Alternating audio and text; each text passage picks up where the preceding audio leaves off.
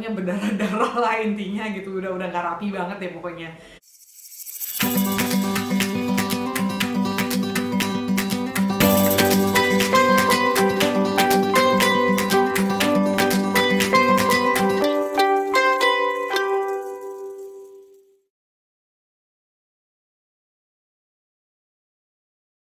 Halo semuanya, balik lagi ke channelku di Valentina. Kali ini aku tuh pengen cerita soal proses kelahirannya Kayo pada waktu COVID atau Corona itu pas bener-bener outbreak. Dari hari Senin itu tanggal 6 April 2020 itu tuh ketubanku bocor. Jadi bukan pecah yang kayak di film yang biur-biur gitu kan, itu bocor.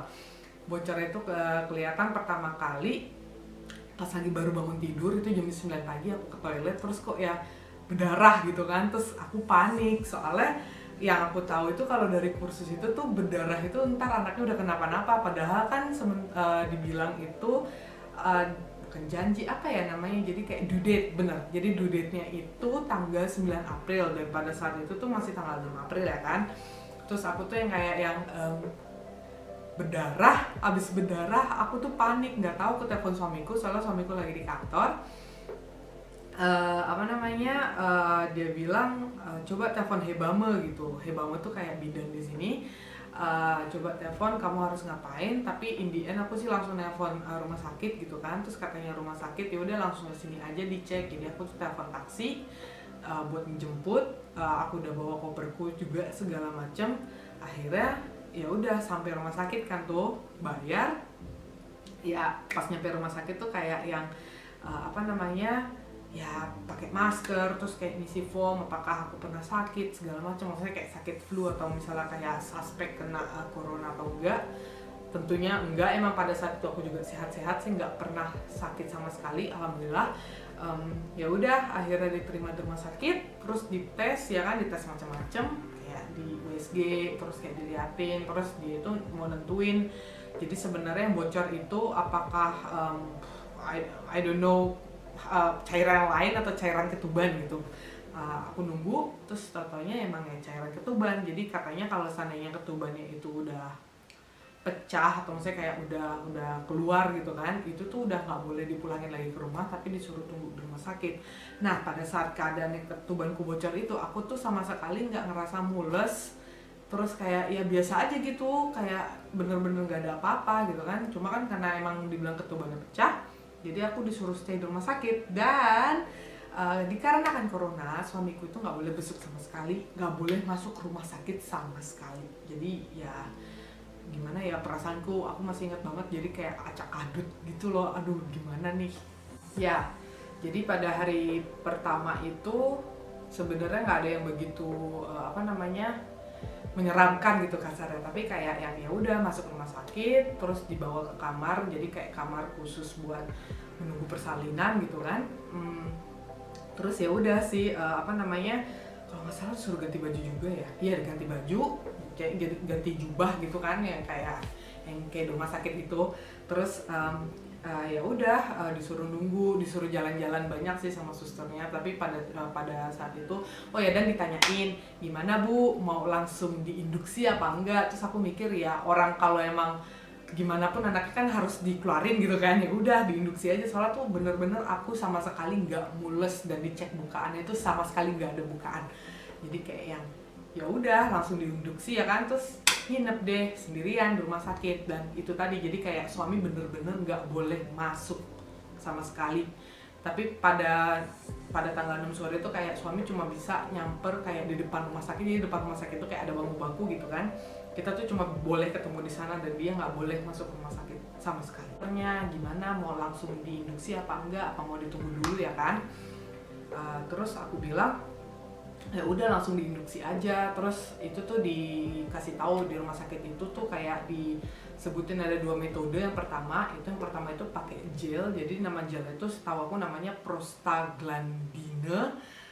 Terus yang kedua itu ada pakai pilnya itu namanya Sitotek. Sitotek itu jadi tuh pada saat sebelum aku pilih apa namanya, kalau mau pakai Sitotek itu aku harus bikin surat pernyataan kalau kenapa-napa itu bukan tanggung jawab rumah sakit. Jadi itu pas awal, dan aku bener-bener gak ngerti sama sekali. Itu tuh waktu di kursus ada di Jerman namanya Geburtsvorbereitung Kurs, itu tuh nggak dikasih tahu sama sekali metode-metode induksi tuh kayak apa. Jadi kayak cuma ya Geburtsvorbereitung Kurs tuh nanti aku bakal bahas lagi deh. Nah itu tuh jadi aku tuh googling kan sampai kayak orang gila gitu, Sitotek ini sebenarnya apa sih gitu kan. Jadi Sitotek itu sebenarnya kayak obat buat penderita penyakit something yang berhubungan sama perut, entah apa namanya, penyakit mah atau penyakit usus besar semacam itulah gitu kan. Cuma efek sampingnya itu adalah bisa bikin mules, jadi mules untuk lahiran gitu maksudnya. Ya udah, apa namanya, aku kan takut kan, kenapa sih harus pakai apa namanya, harus pakai tanda tangan macem-macem gitu loh kalau emang ini bukan obat khusus buat induksi gitu. Jadi aku bilang sama susternya aku mau pakai gel aja gitu kan. Ya udah akhirnya pakai gel deh tuh dari tanggal 6 kalau nggak salah, aku udah pakai gelnya itu sekitar siang hari lah. Tapi jujur itu nggak ngaruh sama sekali. In the end pilih Sitotek karena si gel prostaglandin itu nggak ngaruh sama sekali buatku. Dia ngaruh sih, paling kayak sakit itu setelah malam, jadi kayak akhir malam kedua itu tuh sempet detak jantungnya si Kayo tuh sempet turun gitu kan. Terus aku entah disuntik apa, adrenalin kali ya, jujur aku nggak gitu ngerti sebenarnya dia nyuntik apa sih ke aku waktu itu untuk lahiran normal. Terus ya udah akhirnya aku pakai Sitotek tanggal 8 pagi itu, habis itu mules hebat banget. Jadi kayak mules hebat yang kayak gimana aku bilang ya, menurutku tuh mules hebat di pengalamanku adalah jadi kayak mules itu tuh kayak lagi sakit dapet hari pertama, tapi tuh rasa sakitnya itu dikali 3 kurang lebih kayak gitu. Kayak gitu mules, terus kayak berdarah-darah gitu kan. Jujur sampai sekarang aku nggak tahu apakah itu sebenarnya lahiranku itu udah masuk komplikasi apa berdarah kayak pas lahiran itu normal apa enggak. Jujur aku sama sekali nggak ngerti. Pokoknya berdarah-darah lah intinya gitu, udah nggak rapi banget deh pokoknya. Terus kalau misalnya pas lahiran pas corona itu adalah minusnya banyak banget. Itu kayak suami nggak boleh dateng. Terus lahiran aku, bayangin dong, aku tuh lahiran sendirian, lahiran pertama di Jerman pakai bahasa asing, walaupun walaupun aku tuh udah hampir 6 tahun, hampir 6 tahun, hampir 7 tahun mungkin sekarang tinggal di Jerman. Bahasa Jermanku juga lancar. Cuma kalau lahiran di rumah sakit di Jerman sendirian dengan bahasa Jerman yang susah banget itu, dan itu bukan bahasa ibuku ya kan, pakai bahasa ibu aja mungkin kalau lahiran tuh kamu nggak bisa mengekspresikan bener-bener kamu tuh maunya apa gitu kan. Misalnya kamu butuhkan tuh juga apa, kamu tuh nggak tahu sama sekali. Terus ya udah, itu tuh nggak ada yang nemenin. Dan makanan rumah sakit Jerman itu walaupun aku kelaparan, itu tuh bener-bener cuma dikasih roti sama, kalau bahasa Jerman itu Aufschnitt. Jadi Aufschnitt tuh kayak sosis gitu, misalnya kayak sosis ayam. Itu tuh dibentuk sama dia jadi kayak buat isian sandwich gitu loh, mungkin ham kali ya jatuhnya. Terus cuma sama keju dan butter, udah itu doang. Sementara harusnya lahiran itu makan masakan Padang.